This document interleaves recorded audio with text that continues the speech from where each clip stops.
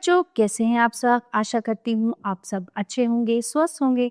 स्वागत है आपका इस कक्षा में। आइए आज हम पढ़ते हैं हिंदी का पाठ 13 शानदार दावत।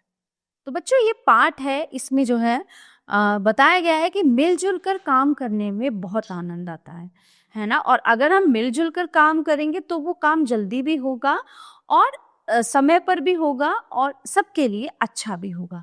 ठीक है। और वो क्या कर होता है ना, जब हम सब मिलके काम करते हैं तो उसका बोझ एक व्यक्ति पर या एक किसी भी प्राणी या पशु पक्षी जो भी है उस पर बोझ नहीं होता।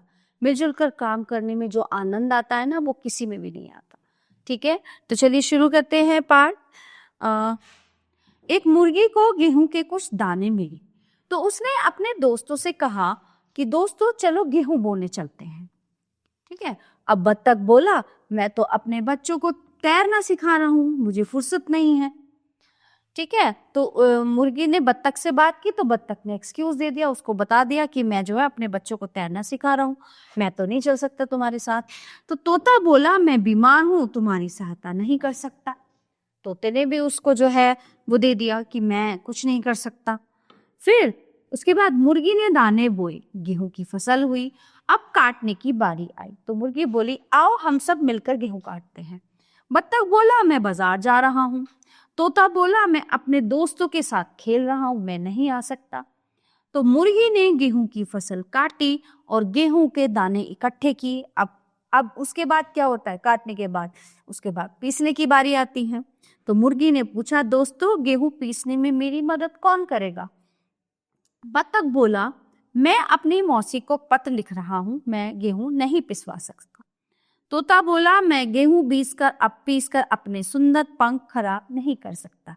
है ना, सब उसको परेशान कर रहे थे। वो मुर्गी बेचारी अकेली वो काम में लगी हुई थी। तो मुर्गी ने गेहूं पीसा, आटे की रोटियां बनाई। अब रोटियों को देखकर सबका मन ललचाने लगा। ठीक है। तो वे रुके थे कि मुर्गी खाने के लिए भी उनका साथ मांगेगी, तब वे हाँ कहेंगे। है ना। अब ये देखो, उन्होंने कुछ नहीं किया, उन्होंने ना गेहूं बोए, ना कटवाए, ना पीसे। तो अब उनको लग रहा था कि जब से ये सारे काम कर रही है, हमसे पूछ रही है बार बार, तो अब ये रोटी बना के खा रही है तो ये जरूर हमसे पूछे ही।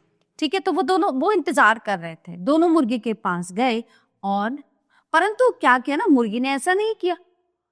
है ना, जब सारा काम उसने मेहनत खुद की तो वो क्यों पूछे, वो खुद बना के खाएगी। तो बत्तख और तोता पछताने लगे, दोनों मुर्गी के पास गए और बोले, हमें माफ कर दो मुर्गी बहन, हम समझ गए हैं कि मिलजुल कर काम करने से काम करने में आनंद आता है, काम भी जल्दी हो जाता है। तो मुर्गी मुस्कुराई, सब समझ गए कि मुर्गी ने उन्हें माफ कर दिया है। बत्तख दौड़कर घर से टमाटर की चटनी ले आया, तोता मीठे मीठे अमरूद ले आया। सबने मिलकर रोटी चटनी के साथ खाई, फिर अमरूद बांट कर खाई। वाह क्या तावन थी। है ना। और ये गलत था ना, क्योंकि देखो मुर्गी फिर भी उसने कितनी अच्छाई की, फिर भी उन्हें रोटियां दी और रोटी खाने को मना नहीं किया। तो गलत है कि सबके साथ मिल बांट के काम करना चाहिए। है ना। और मिल बांट के काम करने से वो काम एक व्यक्ति पर बोझ नहीं पड़ता। प्यारे बच्चों, ये पाठ यहीं पे समाप्त होता है। आशा करती हूँ आपको अच्छे से समझ आया होगा। मिलते हैं अगली कक्षा में। धन्यवाद।